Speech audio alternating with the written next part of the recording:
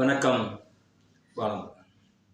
தெருவுக்கு தெரு, மூளைக்கு மூளை, ரோட்டுக்கு ரோடு நின்றுக்கிட்டு இவன் சொல்றான், மிகப்பெரிய மாற்றத்தை நான் கொண்டுட்டு வர போறேன் தமிழ் தேசியம் அப்படிங்கிற பேர்ல அப்படின்னு சொல்லிட்டு இவன் போதைய போட்டு உளராத குறையா எல்லா இடத்துலையும் சொல்லிட்டு வர்றான். ஆனால் மாற்றம் அப்படிங்கிறது என்ன அப்படிங்கிறத இங்க இருக்கக்கூடிய வாழ்வியல் சாதனையா இருந்த நமது டாக்டர் கலைஞர் அவர்களுடைய மாற்றம் தமிழ்நாட்டில் எப்படி உண்டானது அப்படிங்கிறத நீங்க இந்த வீடியோ பார்த்து தெரிஞ்சுக்கங்க.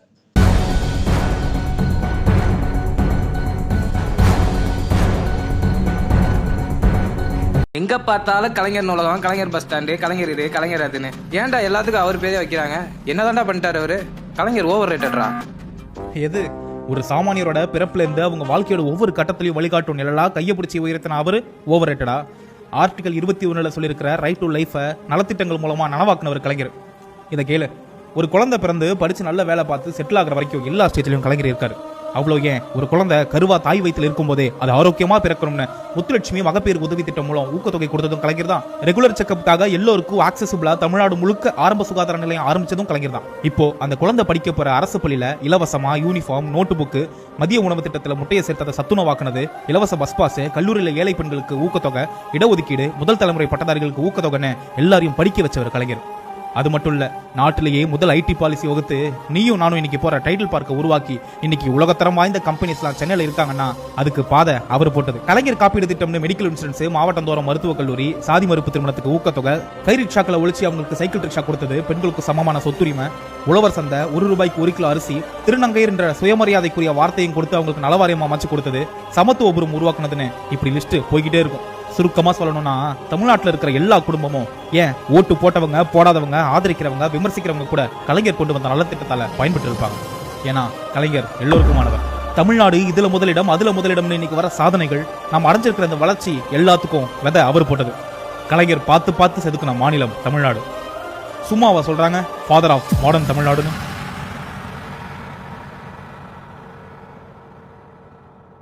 இந்த சைமன் செபஸ்டியோடைய அப்பாவுடைய அப்பா, தாத்தா, இந்த அப்பாவும் தாத்தாவும் ஏன் தற்குறிகளாக இருந்தார்கள் அப்படின்னு இவங்கிட்ட கேட்டா மிக தெளிவான பதில் வரும்.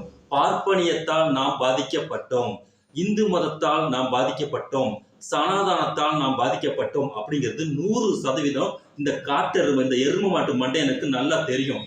ஏன்னு கேட்டீங்கன்னா, 45 வயசு வரைக்கும் திராவிடர் இயக்க மேடையில ஏறி நின்றுகிட்டு தந்தை பெரியாரை பற்றி அங்க இருக்கக்கூடிய சொற்பொழிவாளர்கள் பேசுவதை விட மிக மிக வீரியமாக, மிக துல்லியமாக தந்தை பெரியாரின் கருத்துக்களை மக்கள் முன்னாடி இந்த மர மண்டைய காட்டி கொடுத்தவன், RSSக்கு விலை போனவன் பேசினான். அப்போ இங்க இருக்கக்கூடிய நமது தலைவர்கள் கூட சரி பரவாயில்ல, மிக சிறந்த அடையாளமாக இருக்கின்றது அப்படின்னு சொல்லி கூட இவனை அந்த காலகட்டத்துல பாராட்டினாங்க. ஆனால் ஆசிரியர் கி வீரமணி மட்டும்தான், இவன் ஜாஸ்தியா பேசுறான், இவன் பேச்சு வந்துகிட்டு சந்தேகத்துக்குரியதா இருக்கு, இவன் மேல கண்காணிப்போட இருங்க, இந்த அளவுக்கு ஆரம்ப காலகட்டத்திலே ரொம்ப வீரியமா பேசினவன் எவனுமே இங்க இயக்கத்துல நிலைச்சதே இல்லை. ஒரு நிதான பண்பு இல்லாதவன் இயக்கத்துல நிலைக்க முடியாதுன்னு ஆசிரியர் மிக துல்லியமாக கணித்து கூறினார். அதுதான் இன்னைக்கு நடந்திருக்கு. எவன் ஒருத்தர் மிக வீரியமாக எடுத்தவனே பெரியாரு கடவுள் இல்லை, இல்லவே இல்லை, கடவுளை கற்பித்த முட்டாள், பரப்புகிறவன் அயோக்கியன், வணங்குகிறவன் காட்டுமிராண்டி, ஊயின்னு எவன் இங்க ஓவரா துள்றானோ அவன் சீக்கிரமா கிளம்பி வெளியில போயிடுவான் அப்படிங்கறதான் இங்க இருக்கக்கூடிய வரலாறு. இங்க ஒரு இயக்கத்தை இயக்கத்தை புரிந்து கொண்டு இயக்கம் எதற்காக பாடுபடுகின்றது என்கிற ஆற்றலை பெறுவதற்கு குறைந்தபட்ச வாசிப்பு அனுபவமும் அவங்களோட பயணம் செய்யக்கூடிய அனுபவமும் தேவை. கற்றல் அனுபவம் ரொம்ப ரொம்ப நிதானமா தான் இந்த இயக்கத்துக்கு வர முடியும். காரணம், இது ஒன்றும் அரசியல் இயக்கம் கிடையவே கிடையாது. சமூக சீர்திருத்த இயக்கம். தன்னுடைய காசை வச்சுக்கிட்டு மக்கள்கிட்ட போய் அவங்க போராட்டம் பண்ணி மக்களுக்கு எது தேவை, இந்த சூழ்நிலையில எது மிகப்பெரிய ஆபத்து, எதனால் நாம் பாதிக்கப்பட்டிருக்கோம்? மதத்தால் பாதிக்கப்பட்டிருக்கிறோம், ஜாதியால் பாதிக்கப்பட்டிருக்கோம், ஒடுக்குமுறைகளால் பாதிக்கப்பட்டிருக்கோம், முதலாளி வர்க்கத்தால் பாதிக்கப்பட்டிருக்கிறோம், இன்னும் என்ன ஆதிக்க சக்திகளிடமிருந்து நாம் பாதிக்கப்பட்டிருக்கிறோம் அப்படிங்கிற அந்த பாதிப்பை மக்கள் முன்னால் உணர்த்தியது மூலமாக அந்த பாதிப்பிலிருந்து வெளியே வருவதற்கான போராட்டங்களையும் முன்னெடுத்து இன்னைக்கு அந்த சமூக சீர்திருத்த இயக்கங்களை இன்னைக்கு வந்துகிட்டு மிகப்பெரிய அளவுக்கு மக்கள்கிட்ட கொண்டுட்டு போய் பாதிப்பை ஏற்படுத்துகிறவனும் வெக்கப்படக்கூடிய சூழ்நிலைக்கு இன்றைக்கு ஒரு வன்முறையை கையில் எடுக்காத ஒரு அமைதியின் வடிவாக நமது போராட்டத்தின் ஒரு துளி ரத்தம் சிந்தாத போராட்டமா வெற்றி பெற்றிருப்பது நமது இயக்கம். அப்படி இருக்கும் போது இந்த இயக்கத்தின் மூலமாக அரசியல் பண்பை, அரசியல் அடிப்படையை வைத்துக்கொண்டு திராவிட முன்னேற்ற கழகத்தில் நமக்கு கிடைத்த வாழ்நாள்ல மிக மிக குறைந்த நாளே இருந்தாலும் மிக அதிகமான வேலையை செய்த அறிஞர் அண்ணா அவர்களாக இருக்கட்டும், அதன் பிறகு வந்திருக்கக்கூடிய நமது முன்னாள் முதலமைச்சர் டாக்டர் கலைஞராகட்டும், தமிழ்நாட்டின் சீர்திருத்தத்துக்கு அவங்க எவ்வளவு தூரம் பாடுபட்டாங்க அப்படிங்கிறது தான் முக்கியமான விஷயம். அந்த பாடுபட்ட பலனில் இந்த சைமன் செபஸ்டி கூட்டமும் உண்டு அப்படிங்கிறது தான் வேதனையான ஒரு விஷயம். ஆனா அவன் பேசுறான் அன்னைக்கு உட்கார்ந்துக்கிட்டு இந்த திமுகவை ஒழிப்பது, இந்த திராவிட இயக்கத்தை ஒழிப்பது, பெரியாரை ஒழிப்பது, திராவிட மாடலை ஒழிப்பதுன்னு சொல்லி நிற்கக்கூடிய கோடாரி காம்புகளை நாம் என்னவென்று சொல்லுவது அப்படிங்கிறத ரொம்ப வருத்தமாக்கு. இவன் கீழே இறங்கி என்ன வேலை செஞ்சுக்கிட்டு இருக்கான்னு கேட்டீங்கன்னா, குடிப்பெருமை எங்க வெக்கம் இல்லாமல் நின்றுட்டு இருக்கான். குடிச்சவன் நிலைமை எப்படி இருக்குங்கிறது இவனுடைய வீடியோவே நீங்க பார்த்து தெரிஞ்சுக்கங்க.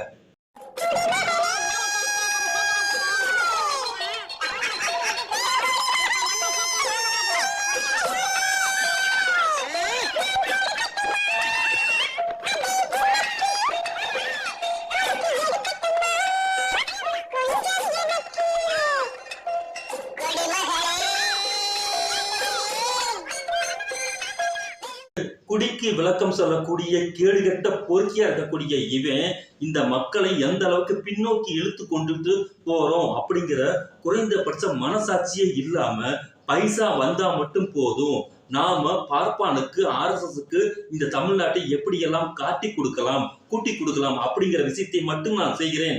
யார் என்ன வேண்டுமானால் சொன்னாலும் அதை பற்றி எங்களுக்கு கவலை இல்லை, நான் எனது பணியில் கருத்தாக இருப்பேன்னு சொல்லிட்டு இப்ப 7ஆம் தேதி எதிர்வரக்கூடிய 7ஆம் தேதி நான் ஆடு மாடு ஓட்டுறதுக்கு இங்க இருக்கக்கூடிய மரமட்டைகளை ஃபுல்லா நான் வர சொல்லி இல்ல மாநாடு போடுவேன் சொன்னா, நீ தெருவில் அம்பலப்பட்டு நிற்கக்கூடிய ஒரு தெருநாய் அப்படிங்கிறது இந்த உலகத்துல எல்லாத்துக்குமே தெரியும்.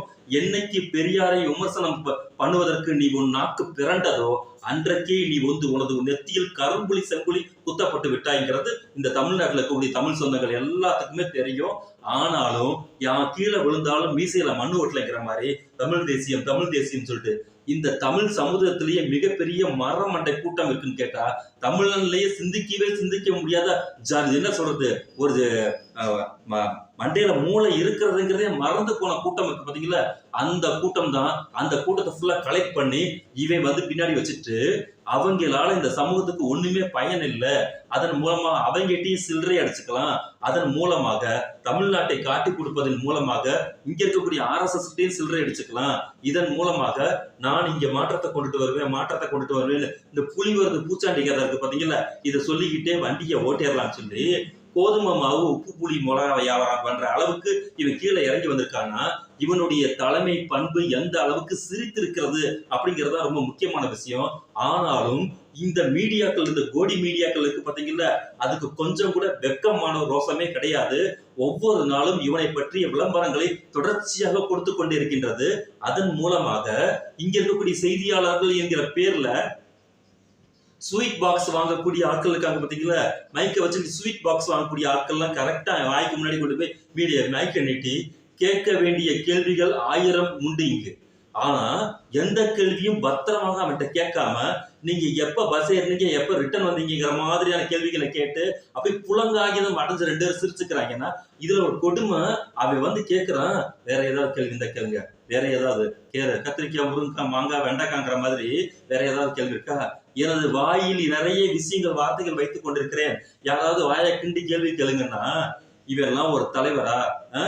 இங்க கலைஞர்கிட்ட கேள்வி கேட்டாங்க மிக மிக அற்புதமாக. அத்தனைக்கும் கலைஞர் தோல்வி அடைந்திருக்கக்கூடிய எலெக்ஷன்ல தோல்வி அடைந்திருக்கக்கூடிய சூழ்நிலையில செய்தியாளர் கலைஞர்கிட்ட கேட்கிறாங்க, நீங்கள் இல்ல எலெக்ஷன்ல வெற்றி பெற்ற போது, தோல்வி அடையும் போது கேட்ட கேள்வி வேற. எலெக்ஷன்ல மிகப்பெரிய அளவுக்கு கலைஞர் வெற்றி பெற்ற போது நீங்கள் இந்த டெல்லியவே நீங்க தான் கண்ட்ரோல் பண்ணிருக்கீங்க. காங்கிரஸ் வெற்றி பெறதுக்கு மிகப்பெரிய உந்து சக்தியாக தமிழ்நாடு தான் இருந்திருக்குங்கிறது இந்தியா டுடே போட்டிருக்கு. அப்போ பிரதமர் ஆவதற்கு இருக்கக்கூடிய மிகப்பெரிய தகுதி உங்களுக்குள்ள இருக்கு. நீங்க என்ன சொல்றீங்கன்னு கேட்கும்போது கலைஞர் அவர்கள் சொன்னார், எனது உயரம் எனக்கு தெரியும். எவ்வளவு பெரிய அடக்கம் பாருங்க, எவ்வளவு பெரிய பண்பு.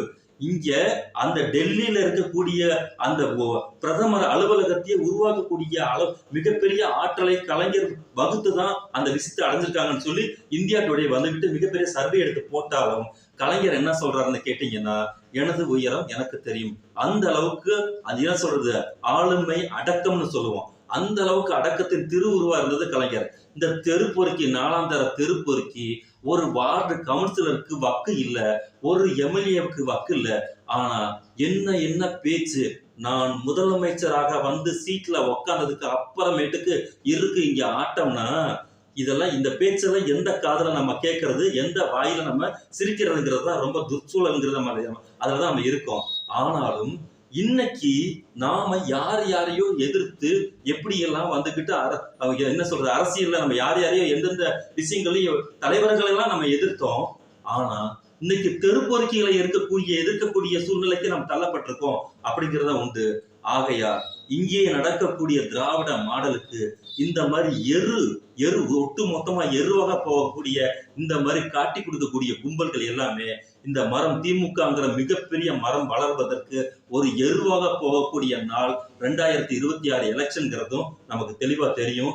அதனால இவனுங்க எவ்வளவுக்கு எவ்வளவு பேச முடியுமோ அவ்வளவுக்கு அவ்வளவு இன்னும் ஜாஸ்தியா பேசுவதன் மூலமாக மக்கள் அனைவரையும் திமுகவின் பக்கம், சமூக நீதியின் பக்கம் ஓர்மைப்படுத்துவது இன்றைய காலகட்டத்துக்கு மிக மிக இன்றியமையாததாக இருக்கும் என்பது நமது நம்பிக்கை உறுதி. ஆரம்பிக்கலாம்.